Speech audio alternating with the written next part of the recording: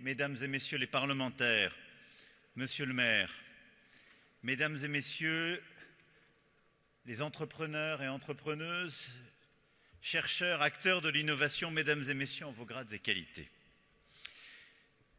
C'est un grand honneur pour nous, Monsieur le Premier ministre, très cher Narendra, de vous accueillir ici, à Nice, pour ce premier Bharat Innovate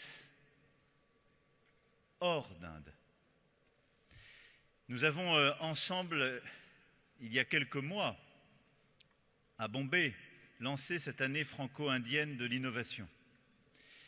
Et comme la vidéo que nous venons de voir le rappelait, je disais alors, la question n'est pas de savoir si l'Inde innove, mais qui innovera avec l'Inde.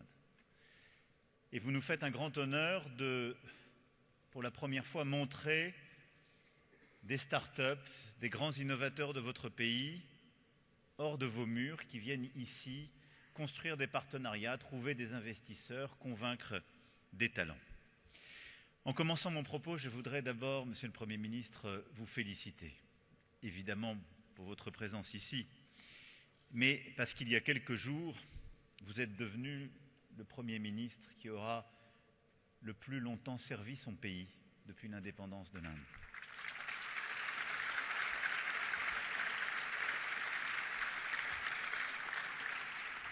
Cette longévité, cette stabilité dit beaucoup de votre action déterminée, de la force de votre pays et de ses atouts et de votre leadership. Et donc nous sommes très fiers de vous avoir ici.